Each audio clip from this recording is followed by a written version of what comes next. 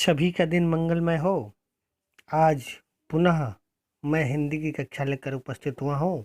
मैं मानवेंद्र कुमार कुशवाहा आज सुरभि भाषा संपदा कक्षा अष्टम के लिए जयगान प्रश्नोत्तर लेकर उपस्थित हुआ हूँ।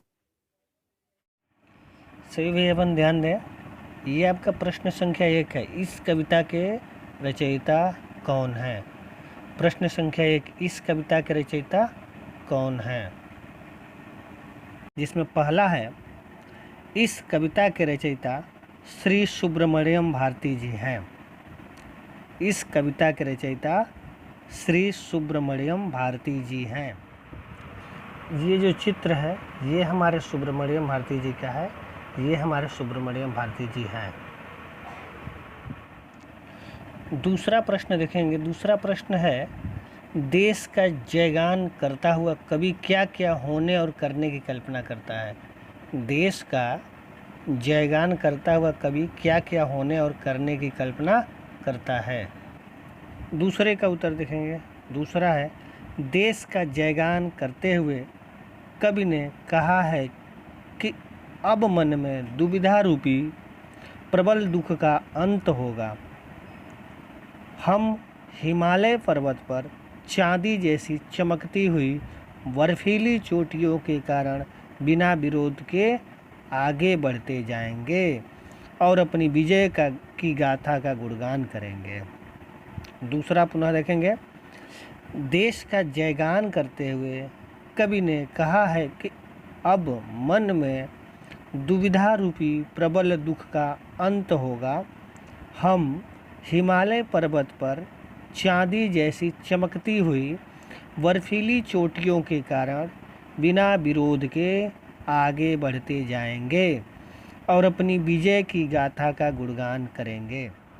सभी भैया बन देखिए, ये बर्फीली पहाड़ियाँ हिमालय पर्वत पर ये चांदी जैसे चमकते हुए दिखाई दे रहे हैं। यही बर्फ़ का घर हिमालय पर्वत, जो भारत के लिए एक तरह से सीमा रक्षक का कार्य करता है, भारत की रक्षा एक तरफ से करता है।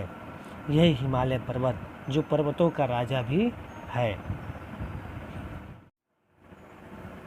सभी भैया बन देखिए, ये विजय रूपी तिरंगा झंडा फहर रहा है।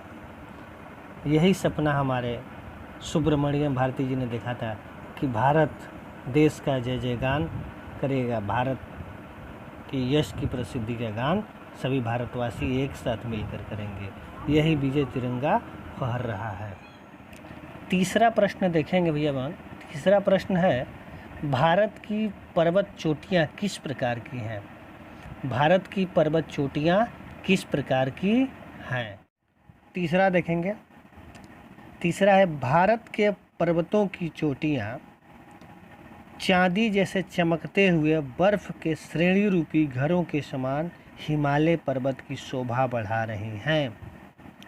भारत के पर्वतों की चोटियाँ चांदी जैसे चमकते हुए बर्फ के श्रेणी रूपी घरों के समान हिमालय पर्वत की शोभा बढ़ा रही हैं। सभी भैया बन देखिए, ये बर्फीली पहाड़ियाँ हिमालय पर्वत पर ये चांदी जैसे चमकते हुए दिखाई दे रहे हैं।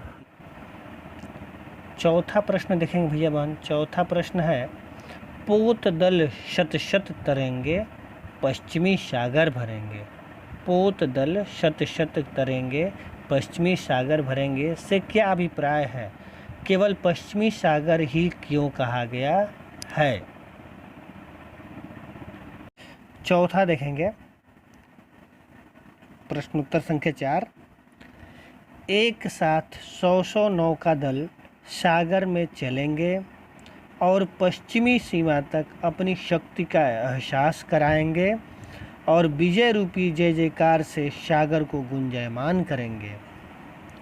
पश्चिमी सागर की सीमाओं तक इसलिए जाएंगे क्योंकि यही पश्चिमी देश भारत को गुलामी की जंजीरों में जकड़ा था, परंतु आज भारत स्वतंत्र है।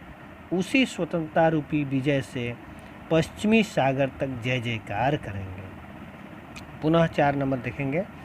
एक साथ 100 नौका दल सागर में चलेंगे और पश्चिमी सीमा तक अपनी शक्ति का एहसास कराएंगे, अर्थात शक्ति प्रदर्शन करेंगे। विजय रूपी जय जयकार से सागर को गुंजायमान करेंगे। पश्चिमी सागर की सीमाओं तक इसलिए जाएंगे क्योंकि यही पश्चिमी देश भारत को गुलामी की जंजीरों में जकड़ा था, परंतु आज भारत स्वतंत्र है। उसी स्वतंत्रता रूपी विजय से पश्चिमी सागर तक जय जयकार करेंगे। ये देखिए, एक साथ विजय रूपी नौका दल समुद्र में पश्चिमी सीमा तक अपनी उड़ान भर रहे हैं और भारत की विजय गाथा का गुणगान कर रहे हैं। एक साथ सभी पश्चिमी सागर के तट पर जा रहे हैं। पांचवा प्रश्न देखेंगे भैया मन। पांचवा, कवि विद्यालयों को किसके समान बताता है? कवि विद्यालयों को किसके समान बताता है? 5 नंबर देखेंगे।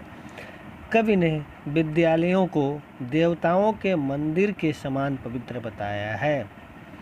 कवि ने विद्यालयों को देवताओं के मंदिर के समान पवित्र बताया है। सपना था कि ये जो मंदिर है, मंदिर से भी पवित्र हमारे लिए विद्यालय का ये भवन बने। मंदिर से भी पवित्र ये विद्यालय का भवन बने। इसी विद्यालय में ज्ञान और विज्ञान की जब वृद्धि होगी तो हमारा भारत देश और भी समृद्ध बनेगा, भारत देश महान बनेगा। ये देखिए भैया बन, ये व्याख्या करने के लिए आया सप्रसंग व्याख्या। बने विद्या भवन शोभन, देव मंदिर शेष पावन। हम करेंगे देश भारत ज्ञान वृद्ध महान। हम करेंगे आज भारत देश का जयगान, यश का गान। ये आया हुआ है, इसकी सप्रसंग व्याख्या करनी है। सप्रसंग व्याख्या देखेंगे भैया मन। एक पैराग्राफ दिया है जिसमें अवतरण हम लिखेंगे। अवतरण बने विद्या डैश डैश डैश यश का गान तक है। संदर्भ देखेंगे प्रस्तुत पंक्तियाँ सुरभि भाषा संपदा भाग 8 के जयगान नामक पाठ से उद्धृत है। इसके रचयिता श्री सुब्रमण्यम भारती जी हैं। ये सुब्रमण्यम भारती जी हैं। प्रसंग, इसमें सुब्रमण्यम भारती जी ने विद्या के मंदिर द्वारा भारत को समृद्ध बनाने की बात कही है। अब व्याख्या देखेंगे। श्री सुब्रमण्यम भारती जी कहते हैं कि भारत में विद्या का भवन अर्थात विद्यालय का भवन बनेगा जिससे भारत की शोभा बढ़ेगी। यह विद्या का मंदिर देवताओं के मंदिर से भी पवित्र होगा। इसके द्वारा हम प्रत्येक भारतवासी के ज्ञान को बढ़ाएंगे जिससे भारत ज्ञान और विज्ञान में समृद्ध होगा। इसलिए आज हम भारत देश का जय जयकार करेंगे, इसकी प्रसिद्धि और यश का गान करेंगे। व्याख्या पुनः देखेंगे। श्री सुब्रमण्यम भारती जी कहते हैं कि भारत में विद्या का भवन अर्थात विद्यालय का भवन बनेगा जिससे भारत की शोभा बढ़ेगी। यह विद्या का मंदिर देवताओं के मंदिर से भी पवित्र होगा। इसके द्वारा हम प्रत्येक भारतवासी के ज्ञान को बढ़ाएंगे जिससे भारत ज्ञान और विज्ञान में समृद्ध होगा। इसलिए आज हम भारत देश का जय जयकार करेंगे, इसकी प्रसिद्धि और यश का गान करेंगे। काव्यगत सौंदर्य में देखेंगे।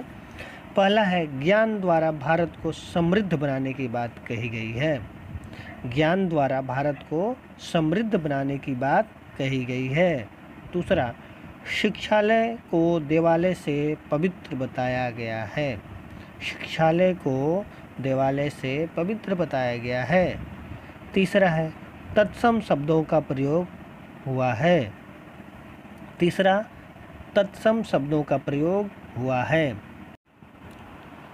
भैया देखेंगे भाषा अध्ययन में। भाषा अध्ययन में पहला है विलोम। विलोम दुख है, यश है, जय पावन है। अब भाषा अध्ययन में देखेंगे भैया मान, भाषा अध्ययन में पहला दिया हुआ है विलोम। विलोम में पहला है दुख, दुख का होता है सुख। यश, यश का अपयश। जय, जय का पराजय।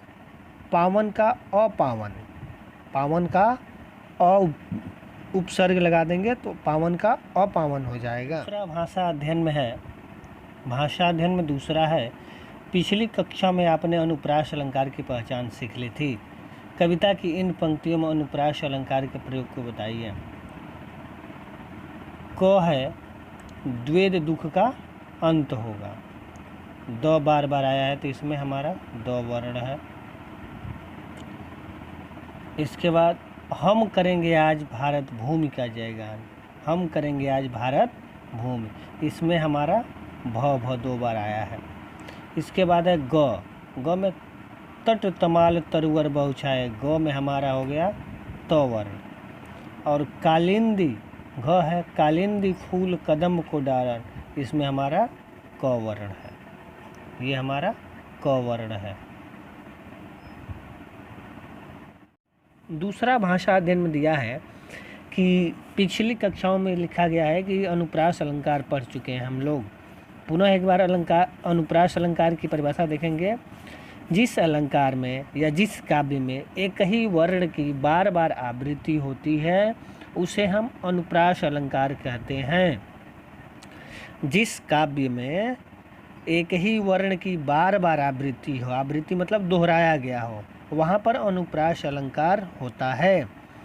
अब क में इसमें दिया गया है, क में जो दिया गया उसमें द वर्ण की बार बार आवृत्ति होती है। ख में भ वर्ण की है, ग में त वर्ण और घ में क वर्ण। इसको इसी प्रकार से लिखेंगे।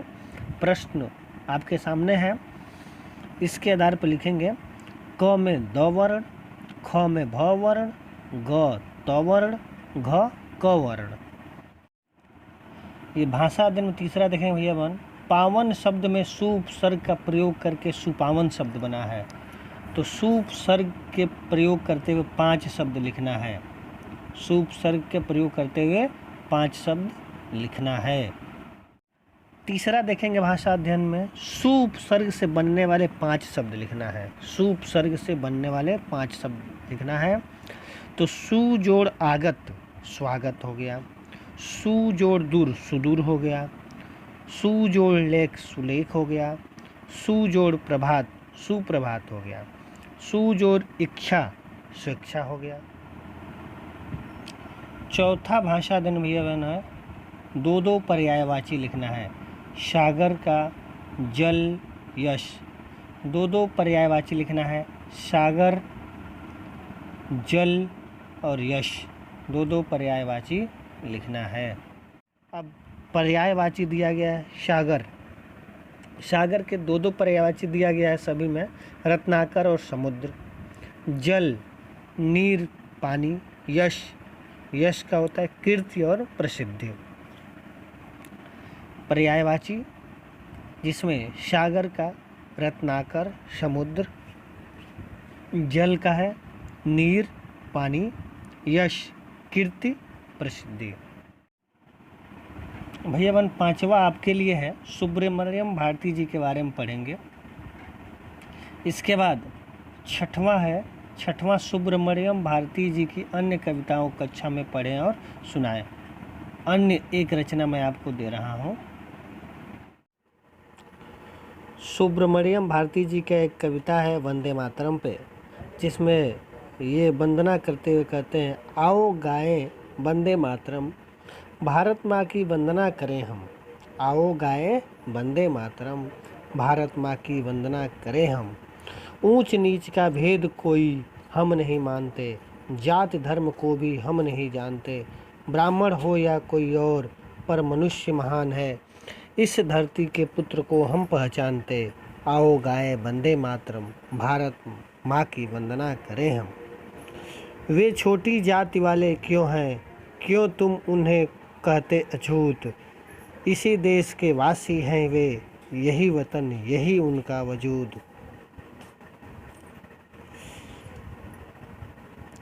चीनियों की तरह वे क्या लगते हैं तुम्हें विदेशी? क्या हैं वे पराए हमसे, नहीं हमारे भाई स्वदेशी। आओ गाएं वंदे मातरम, भारत माँ की वंदना करें हम। आओ गाएं वंदे मातरम, भारत माँ की वंदना करें हम। भारत में है जात पात और हजारों जातियाँ, पर विदेशी हमलावरों के विरुद्ध हम करते हैं क्रांतियाँ। भारत में है जात पात और हजारों जातियाँ, पर विदेशी हमलावरों के विरुद्ध हम करते हैं क्रांतियाँ। हम सब भाई भाई हैं, हो कितनी भी खींचतान, रक्त हमारा एक है, हम एक माँ की है संतान। हम सब भाई भाई हैं, हो कितनी भी खींचतान, रक्त हमारा एक है, हम एक माँ की है संतान। आओ गाएं वंदे मातरम, भारत माँ की वंदना करें हम। हमसे है ताकत हमारी, विभिन्नता में एकता, शत्रु भय खाता है हमसे, एकजुटता हमारी देखता। सच यही है जान लो, यही है वह अनमोल ज्ञान, दुनिया में बनाएगा जो हमसे महान में भी महान। दुनिया में बनाएगा जो हमें महान में भी महान। आओ गाएं वंदे मातरम, भारत माँ की वंदना करें हम। आओ गाएं वंदे मातरम, भारत माँ की वंदना करें हम। हम रहेंगे साथ साथ 30 कोटि साथ साथ, डाल हाथों में हाथ 30 कोटि हाथ साथ। हम गिरेंगे साथ साथ, हम मरेंगे साथ साथ, हम उठेंगे साथ साथ, जीवित रहेंगे साथ साथ। आओ गाएं वंदे मातरम, भारत माँ की वंदना करें हम। आओ गाएं वंदे मातरम, भारत माँ की वंदना करें हम। गृह कार्य में आज आपको नोट करना है सुब्रमण्यम भारती जी का जीवन परिचय लिखना है। धन्यवाद।